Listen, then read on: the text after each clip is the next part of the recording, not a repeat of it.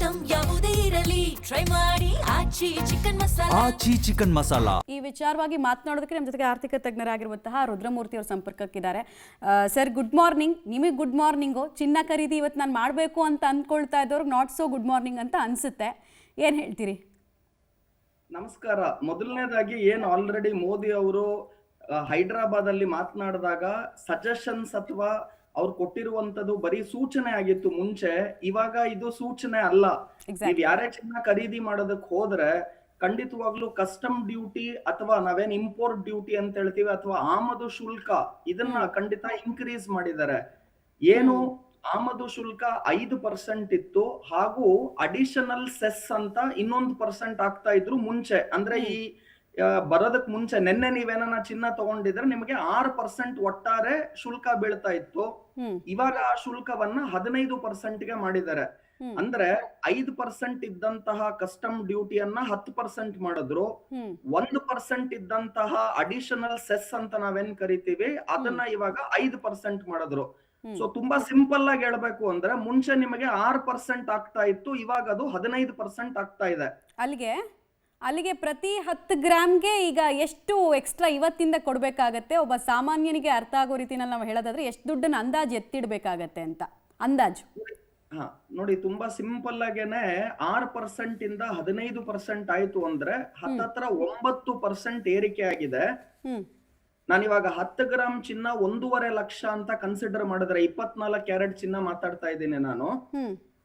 So ಅದರ ಮೇಲೆ ನಿಮಗೆ ಇವಾಗ 9% ಅಡಿಷನಲ್ ತೆರಿಗೆ ಬೀಳ್ತಾ ಇದೆ ಅಂದ್ರೆ ಹತ್ತತ್ರ 13,500 ರೂಪಾಯಿ ಜಾಸ್ತಿ ಆಗ್ತಿದೆ. ಅಂದ್ರೆ ಮುಂಚೆ ಎಷ್ಟು ಶುಲ್ಕ ಇತ್ತು, ಈಗ ಎಷ್ಟು ಶುಲ್ಕ ಇದೆ ನೀವು ನೋಡೋದಾದ್ರೆ ಪ್ರತಿ 10 ಗ್ರಾಮ್ಗೆ 13,500 ರೂಪಾಯಿ ಜಾಸ್ತಿ ಆಗ್ತಾ ಇದೆ, ಅಥವಾ ಪ್ರತಿ ಗ್ರಾಮ್ಗೆ 1,350 ರೂಪಾಯಿ ಜಾಸ್ತಿ ಆಗ್ತಾ ಇದೆ.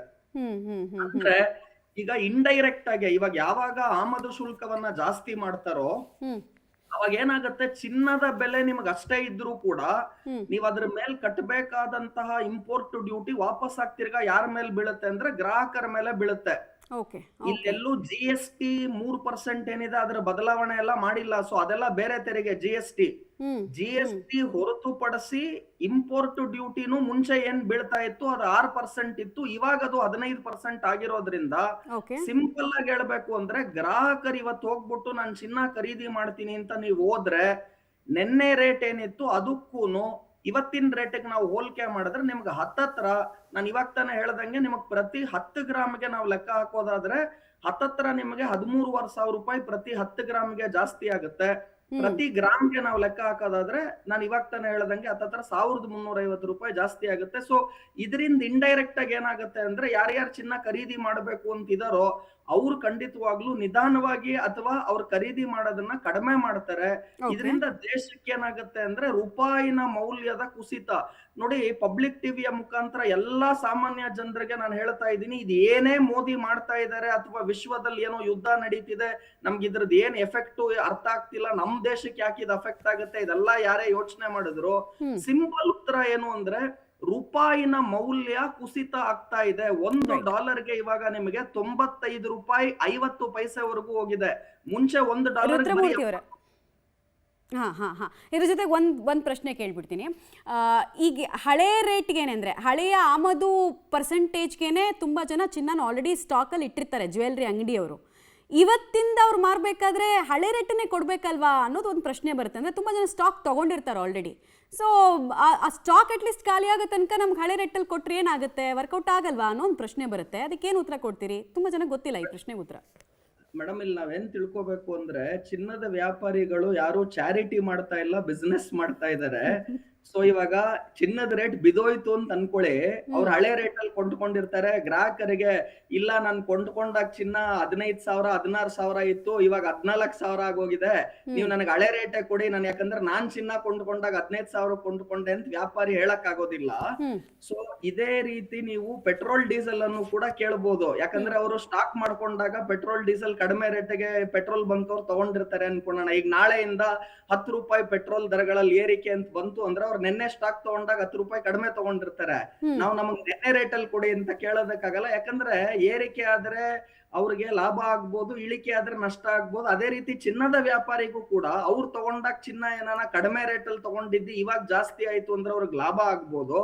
ಅದೇ ರೀತಿ ಅವ್ರು ತಗೊಂಡಾಗ ಜಾಸ್ತಿ ಇತ್ತು ಈಗ ಕಡಿಮೆ ಆಯ್ತು ಅಂದ್ರೆ ನಷ್ಟ ಆಗುತ್ತೆ. ಸೊ ಗ್ರಾಹಕರಿಗೆ ನೀವ್ ಯಾವ ರೇಟ್ಗಾನ ನೀವು ಕೊಂಡ್ಕೊಂಡಿರಿ ಚಿನ್ನದ ವ್ಯಾಪಾರಿಯಾಗಿ, ಗ್ರಾಹಕರಿಗೆ ನಾವು ಇವತ್ತಿನ ರೇಟ್ ಏನಿದೆ ಅದನ್ನ ಕೊಡ್ಲೇಬೇಕಾಗತ್ತೆ. ಕೆಲವು ಬಾರಿ ಚಿನ್ನದ ವ್ಯಾಪಾರಿಗೆ ನಷ್ಟ ಆಗ್ಬೋದು, ಕೆಲವು ಬಾರಿ ಚಿನ್ನದ ವ್ಯಾಪಾರಿಗೆ ಲಾಭ ಆಗ್ಬೋದು. ಬಟ್ ತುಂಬಾ ಸಿಂಪಲ್ ಆಗಿ ಹೇಳ್ಬೇಕು ಅಂದ್ರೆ ಇವಾಗ ಸರ್ಕಾರ ಏನ್ ಮಾಡ್ತಿದೆ, ನಮ್ಮ ರೂಪಾಯಿನ ಮೌಲ್ಯ ಕುಸಿತ ಆಗ್ತಿದೆ. ಸರ್ಕಾರಕ್ಕೆ ಚಿನ್ನದ ಮೇಲೆ ಏನು ಕಣ್ಣಿಲ್ಲ, ರೂಪಾಯಿನ ಮೌಲ್ಯ ಕುಸಿತ ಆಗ್ತಾ ಇದೆ, ಅದನ್ನ ತಡೆಗಟ್ಟಬೇಕು. ಈಗ $1ಗೆ 95 ರೂಪಾಯಿ 50 ಪೈಸಾ ಆಗಿದೆ. ನೀವು ಚಿನ್ನವನ್ನ ಯಥೇಚ್ಛವಾಗಿ ಖರೀದಿ ಮಾಡ್ತಾ ಇದ್ರೆ, ಕಚ್ಚಾ ತೈಲವನ್ನ ಬೇಕಾಬಿಟ್ಟಿ ಉಪಯೋಗಿಸ್ತಾ ಇದ್ರೆ, ವಿದೇಶಿ ಟೂರ್ಗಳು ಫಾರಿನ್ ಟೂರ್ಸ್ ಗಳನ್ನ ನೀವು ಮಾಡ್ತಾ ಇದ್ರೆ, ನಾವ್ ಎಲ್ಲಾ ಪೇಮೆಂಟ್ ಗಳನ್ನ ಡಾಲರ್ ಅಲ್ಲಿ ಮಾಡ್ಬೇಕಾಗತ್ತೆ.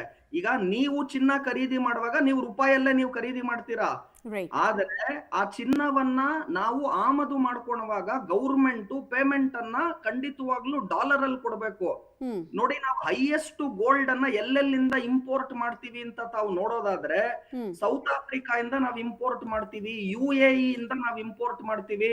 ಸೊ ಈ ತರ ನೀವು ಬೇರೆ ಬೇರೆ ದೇಶಗಳಿಂದ ಯಾವಾಗ ಚಿನ್ನವನ್ನ ಆಮದು ಮಾಡ್ಕೊಂತೀರಾ, ಯಾಕಂದ್ರೆ ಭಾರತ ದೇಶದಲ್ಲಿ ಇರುವಂತಹ ಚಿನ್ನದ ಬೇಡಿಕೆ ಏನಿದೆ, ಚೈನಾ ಹೊರತುಪಡಿಸಿದ್ರೆ ಸೆಕೆಂಡ್ ಹೈಯೆಸ್ಟ್ ಗೋಲ್ಡ್ ಇಂಪೋರ್ಟ್ ಮಾಡೋದು ಯಾರು ಅಂದ್ರೆ ಭಾರತ ದೇಶ.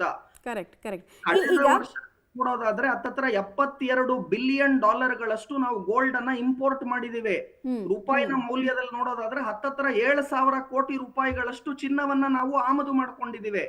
ಸೊ ಯಾವಾಗ ಚಿನ್ನದ ಬೇಡಿಕೆ ಭಾರತ ದೇಶದಲ್ಲಿ ಗ್ರಾಹಕರು ಮಾಡ್ತಾರೋ, ಆ ಬೇಡಿಕೆಯನ್ನ ಪೂರೈಸೋದಕ್ಕೆ ಏನ್ ಮಾಡ್ಬೇಕು ಸರ್ಕಾರ ಅಂದ್ರೆ, ಚಿನ್ನವನ್ನ ಬೇರೆ ದೇಶಗಳಿಂದ, ಈಗ ನಾನು ಹೇಳ್ದಂಗೆ ಸೌತ್ ಆಫ್ರಿಕಾ, UAE ಇಲ್ಲಿಂದೆಲ್ಲ ನೀವು ಆಮದು ಮಾಡ್ಕೊಂಡಾಗ ಪೇಮೆಂಟ್ ಅನ್ನ ನೀವು ಡಾಲರ್ ಅಲ್ಲೇ ಮಾಡ್ಬೇಕಾಗತ್ತೆ, ರೂಪಾಯಿನ ಮೌಲ್ಯದಲ್ಲಿ ಮಾಡಕ್ಕಾಗಲ್ಲ. ಗ್ರಾಹಕರು ಕೊಂಡ್ಕೊಂಡಾಗ ರೂಪಾಯಲ್ಲಿ ಕೊಡ್ತಾರೆ. ಸೊ ಇವಾಗ ಡಾಲರಿನ ಮೌಲ್ಯ ಏರಿಕೆ, ರೂಪಾಯಿನ ಮೌಲ್ಯ ಕುಸಿತ ಆಗ್ತಿರೋದ್ರಿಂದ ಗೌರ್ಮೆಂಟ್ ಏನ್ ಮಾಡಿದ್ರು, ಇಂಪೋರ್ಟ್ ಡ್ಯೂಟಿಯನ್ನ ಇವಾಗ ಏನ್ ಜಾಸ್ತಿ ಮಾಡಿದ್ದಾರೆ, 6% ಇಂದ 15% ಏರಿಕೆ ಮಾಡಿದ್ದಾರೆ. ಇದರಿಂದ ಏನಾಗ್ತಾ ಇದೆ ಅಂದ್ರೆ, ನೀವು ಪ್ರತಿ 10 ಗ್ರಾಮ್ ಚಿನ್ನ ಖರೀದಿ ಮಾಡುವಾಗ ಅಥವಾ ಪ್ರತಿ 1 ಗ್ರಾಮ್ ಚಿನ್ನ ಖರೀದಿ ಮಾಡುವಾಗ 9% ಇವಾಗ ಶುಲ್ಕ ಜಾಸ್ತಿ ಆಗತ್ತೆ.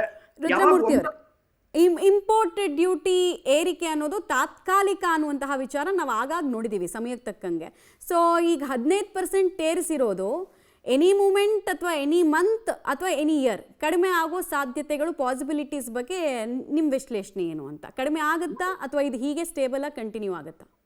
ಮಮತಾ ಅವರೇ, 15% ಏರಿಕೆ ಮಾಡಿಲ್ಲ. ಈಗ ಆಲ್ರೆಡಿ 6% ಇತ್ತು, ಅದನ್ನ ಇವಾಗ 15% ಮಾಡಿದ್ದಾರೆ, 9% ಏರಿಕೆ ಮಾಡಿದ್ದಾರೆ. ಹೌದು, ಟೆಕ್ನಿಕಲಿ 9%. ಹೌದು, 9% ಎಫೆಕ್ಟಿವ್ ಆಗಿ ಏರಿಕೆ ಮಾಡಿದ್ದಾರೆ. ಸೊ ಇವಾಗ ಏನಾಗುತ್ತೆ ಅಂದ್ರೆ, ಮುಂದಿನ ದಿನಗಳಲ್ಲಿ ಇದನ್ನ ತಿರ್ಗಾ ಇಳಿಸಬಹುದಾ ಅಥವಾ ಯಾವಾಗ ಇಳಿಸಬಹುದು ಅಂತ ನೀವು ಕೇಳೋದಾದ್ರೆ, ಉತ್ತರ ತುಂಬಾ ಸಿಂಪಲ್ ಆಗಿದೆ. ಟ್ರಂಪ್ ಯಾವಾಗ ಯುದ್ಧವನ್ನ ನಿಲ್ಲಿಸ್ತಾರೆ ಅನ್ನೋದ್ರ ಮೇಲೆ ಡಿಪೆಂಡ್ ಆಗಿರುತ್ತೆ. ಟ್ರಂಪ್ ಯಾವಾಗ ಯುದ್ಧ ನಿಲ್ಲಿಸ್ತಾರೆ ಅನ್ನೋದು ಟ್ರಂಪ್ಗೆ ಗೊತ್ತಿಲ್ಲ, ಬೇರೆಯವ್ರಿಗೆ ಬಿಟ್ಬಿಡಿ. ಆಮೇಲೆ ಟ್ರಂಪ್ ಮಾತನ್ನ ಇರಾನ್ ಕೇಳಲ್ಲ, ಇರಾನ್ ಮಾತನ್ನ ಟ್ರಂಪ್ ಕೇಳಲ್ಲ. ಇವ್ರಿಬ್ರು ಒಪ್ಪಂದಕ್ಕೆ ಬೈ ಚಾನ್ಸ್ ಬಂದ್ರೆ ಇವ್ರಿಬ್ರು ಮಾತನ್ನ ಇಸ್ರೇಲ್ ಕೇಳಲ್ಲ. ಇಂತಹ ಸಂದರ್ಭದಲ್ಲಿ ಇದು ಮೋದಿ ಸೃಷ್ಟಿಸಿರುವಂತಹ ಯುದ್ಧ ಅಲ್ಲ, ಇಡೀ ವಿಶ್ವವೇ ತತ್ತರಿಸೋಗಿದೆ. ಭಾರತ ದೇಶ ಒಂದೇ ಅಲ್ಲ, ಸಿಂಗಾಪೂರಿನ ಪ್ರೆಸಿಡೆಂಟು ನಿನ್ನೆ ಸ್ಟೇಟ್ಮೆಂಟ್ ಕೊಟ್ಟಿದ್ದಾರೆ. ಏನಂತ ಅಂದ್ರೆ, ಇಡೀ ವಿಶ್ವವನ್ನ ಮೋದಿ ಹಾಳು ಮಾಡಿದ್ದಾರೆ, ಆರ್ಥಿಕ ಪರಿಸ್ಥಿತಿ ಈಗ. ಕ್ವಿಕ್ ಆಗಿ ಒಂದು ಕ್ವೆಶ್ಚನ್ ಕೇಳ್ಬಿಡ್ತೀನಿ. ಗ್ಲೋಬಲ್ ಮಾರ್ಕೆಟ್ ನಲ್ಲಿ ಚಿನ್ನದ ಬೆಲೆ ಈ ಬೆಳವಣಿಗೆಯಿಂದ, ಭಾರತದಲ್ಲಾಗಿರುವ ಬೆಳವಣಿಗೆಯಿಂದ ಏರಿಕೆ ಆಗುತ್ತಾ ಕಡಿಮೆ ಆಗುತ್ತಾ ಗ್ಲೋಬಲ್ ಮಾರ್ಕೆಟ್ ಅಲ್ಲಿ? ಕ್ವಿಕ್ ಆಗಿ. ತುಂಬಾ ಒಳ್ಳೆ ಪ್ರಶ್ನೆ, ಕ್ವಿಕ್ ಆಗಿ ಉತ್ತರ ಕೊಡ್ತಿದ್ದೀನಿ. ಗ್ಲೋಬಲ್ ಮಾರ್ಕೆಟ್ ಅಲ್ಲಿ ಈ ಇಂಪೋರ್ಟ್ ಡ್ಯೂಟಿಯ ಏರಿಕೆಯಿಂದ ಯಾವುದೇ ಬದಲಾವಣೆ ಆಗೋದಿಲ್ಲ ಗ್ಲೋಬಲ್ ಮಾರ್ಕೆಟ್ ಅಲ್ಲಿ. ಯಾಕೆ ಅಂದ್ರೆ, ಭಾರತ ದೇಶದಲ್ಲಿ ಇದು ಮಾಡ್ತಿರೋದು ಮೋದಿ ಅವರು ರೂಪಾಯಿನ ಮೌಲ್ಯದ ಕುಸಿತವನ್ನ ತಡೆಗಟ್ಟೋದಕ್ಕೆ. ಅಂತಾರಾಷ್ಟ್ರೀಯ ಮಾರ್ಕೆಟ್ ಅಲ್ಲಿ ಚಿನ್ನದ ಬೆಲೆಗಳು ಅಷ್ಟೇ ಇರುತ್ತೆ, ನೀವು ಆಮದು ಮಾಡ್ಕೊಳ್ಳುವಾಗ್ಲೂ ಚಿನ್ನದ ಬೆಲೆ ಅಷ್ಟೇ ಇರುತ್ತೆ. ಆದ್ರೆ ಇಂಪೋರ್ಟ್ ಡ್ಯೂಟಿ ಮಾತ್ರ ಮುಂಚೆ ಇದ್ದಂತ 6% 15% ಆಗುತ್ತೆ. ಸೊ ನಾನು ಇಷ್ಟೇ ಏನ್ ಹೇಳಕ್ ಬಯಸ್ತೀನಿ ಅಂದ್ರೆ, ಭಾರತ ದೇಶದಲ್ಲಿ ನೀವು ಚಿನ್ನ ಕೊಂಡ್ಕೊಂತೀರಾ ಅಂದ್ರೆ ನಿಮ್ಗೆ 9% ಶುಲ್ಕ ಜಾಸ್ತಿ ಆಗ್ತಿದೆ, ಚಿನ್ನದ ರೇಟ್ ಅಷ್ಟೇ ಇದೆ. ಆದ್ರೆ ನೀವು ಚಿನ್ನ ಕೊಂಡ್ಕೊಳ್ಳುವಾಗ ಬರೀ ನನಗ್ ಚಿನ್ನ ಬೇಕು ಶುಲ್ಕ ಬೇಡ ಅಂತ ಹೇಳಕ್ ಆಗಲ್ಲ. ಆದ್ರೆ ಇದರಿಂದ ಏನಾಗಬಹುದು ಅಂದ್ರೆ, ಸ್ಮಗ್ಲಿಂಗ್ ಜಾಸ್ತಿ ಆಗುತ್ತೆ. ಯಾವಾಗ ಇಂಪೋರ್ಟ್ ಡ್ಯೂಟಿ ಅಥವಾ ಆಮದು ಶುಲ್ಕ ಜಾಸ್ತಿ ಮಾಡ್ತಿರೋ, ಜನ ಏನ್ ಮಾಡ್ತಾರೆ, ಪರ್ಯಾಯ ವ್ಯವಸ್ಥೆಯನ್ನ ನೋಡ್ಕೊಂಡು ಸ್ಮಗ್ಲಿಂಗ್ ಮಾಡ್ತಾರೆ, ಗೌರ್ಮೆಂಟ್ ಗೆ ಯಾವುದೇ ರೀತಿ ತೆರಿಗೆ ಕಟ್ಟೋದಿಲ್ಲ. ಇದನ್ನ ವ್ಯಾಪಾರಿಗಳು ಖಂಡಿತವಾಗ್ಲೂ ಮಾಡುವ ಸಾಧ್ಯತೆ ಇರುತ್ತೆ. ಸೊ ಹಾಗಾಗಿ ಸುಮ್ನೆ ತುಂಬಾ ಜಾಸ್ತಿ ಮಾಡಿದ್ರೆ ಸ್ಮಗ್ಲಿಂಗ್ ಜಾಸ್ತಿ ಆಗುತ್ತೆ.